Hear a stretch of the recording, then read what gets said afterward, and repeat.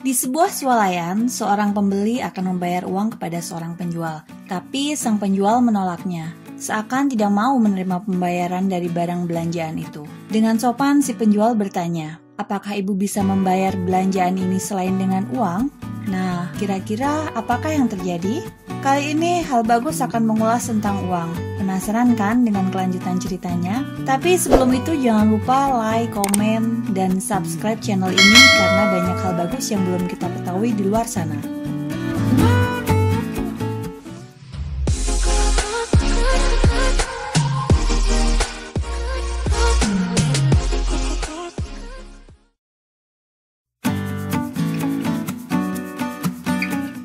Uang yang kita kenal sekarang ini telah mengalami proses perkembangan yang panjang. Pada awalnya, manusia belum mengenal pertukaran karena setiap orang berusaha memenuhi kebutuhannya dengan usahanya sendiri. Manusia berburu jika ia lapar, membuat pakaian sendiri dari bahan-bahan yang sederhana, mencari buah-buahan untuk dikonsumsi. Singkatnya, apa yang diperoleh itulah yang dimanfaatkan untuk memenuhi kebutuhannya. Perkembangan selanjutnya menghadapkan manusia pada kenyataan bahwa apa yang diproduksi sendiri ternyata tidak cukup untuk memenuhi seluruh kebutuhannya. Untuk memperoleh barang-barang yang tidak dapat dihasilkan sendiri, mereka mencari orang yang mau menukarkan barang yang dimiliki dengan barang lain yang dibutuhkan olehnya. Akibatnya muncullah sistem barter, yaitu barang yang ditukar dengan barang. Namun pada akhirnya, banyak kesulitan-kesulitan yang dirasakan dengan sistem ini. Di antaranya adalah kesulitan untuk menemukan orang yang mempunyai barang yang diinginkan, dan juga mau menukarkan barang yang itu. Kesulitannya juga dialami ketika menginginkan pertukaran barang yang mempunyai nilai setara antara satu sama lain. Untuk mengatasinya, mulailah timbullah pemikiran digunakannya benda tertentu sebagai alat tukar. Tentunya, benda-benda yang ditetapkan sebagai alat pertukaran adalah benda-benda yang bisa diterima oleh umum, atau dengan istilah general accepted. Misalkan, orang Romawi menggunakan garam pada waktu itu. Garam digunakan sebagai alat tukar maupun sebagai alat pembayaran upah. Meskipun alat tukar sudah ada, kesulitan dalam pertukaran ini masih tetap ada. Kesulitan-kesulitan itu antara lain, benda-benda yang dijadikan alat tukar belum mempunyai pecahan, bagaimana penyimpanan atau storage, dan pengangkutan atau transportation itu yang menjadi kendala. Timbul pula kesulitan lain akibat kurangnya daya tahan alat tukar tersebut, sehingga mudah hancur atau tidak tahan lama. Bagaimana nih kalau uang kita sekarang tetap garam, mau beli es? Nanti esnya jadi asin dong.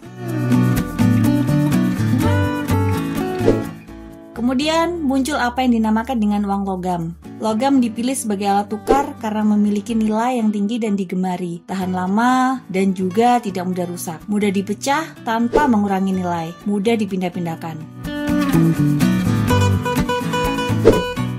Kira-kira logam apa ya yang digunakan? Logam yang dijadikan alat tukar adalah emas dan perak. Uang logam emas dan perak juga disebut sebagai uang penuh atau full-bodied money. Artinya, nilai intrinsik atau nilai bahan uang sama dengan nilai nominalnya. Pada saat itu, setiap orang berhak menempa uang, melebur, menjual, atau memakainya, dan mempunyai hak tidak terbatas dalam menyimpan uang logam. Sejalan dengan perkembangan perekonomian, timbul suatu anggapan sulitnya memenuhi permintaan uang logam dalam jumlah yang sangat banyak, yang akan digunakan untuk menukar barang.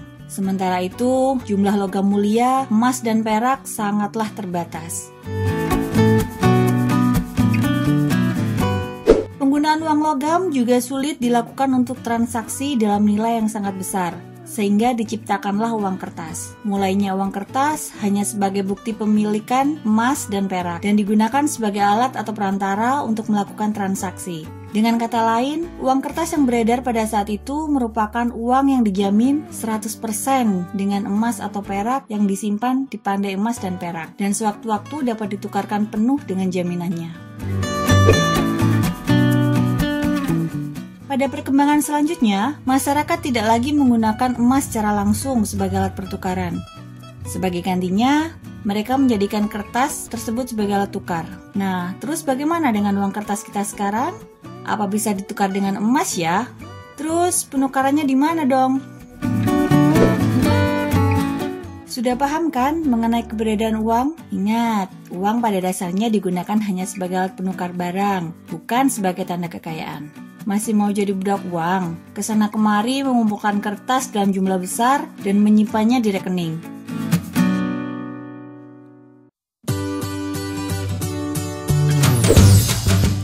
Hal bagus kali ini mau ngasih gambaran ya pada kalian. Misalkan kamu saat ini mempunyai sepetak tanah dan sebuah rumah di lokasi yang berbeda. Kita logikakan sepetak tanah tadi seharga 200 juta dan sebuah rumah seharga 300 juta. Nah, tanah dan rumah tadi kamu jual dan menjadi uang senilai total 500 juta. Kamu simpan uang tersebut di lemari atau mungkin di rekening bank. Maka pertanyaannya, bagaimana nilai uang itu tadi setelah 2 tahun? Apakah masih mempunyai nilai yang sama dengan sepetak tanah dan sebuah rumah? Pasti kamu sudah tahu dong jawabannya. Mudah dipahami bukan? Bagaimana? Yuk kita luangkan waktu sebentar untuk berpikir. Masih berpikiran uang itu adalah yang terpenting? Atau sudut pandangmu sudah berubah? Nah, waktu yang akan datang Hal Bagus akan menjelaskan mengapa uang di masing-masing negara mempunyai nilai uang yang berbeda. Mau tahu kan? Jika kamu mempelajari hal baru hari ini, jangan lupa share ke teman-teman atau saudaramu untuk berbagi pengetahuan ya, dan subscribe channel ini.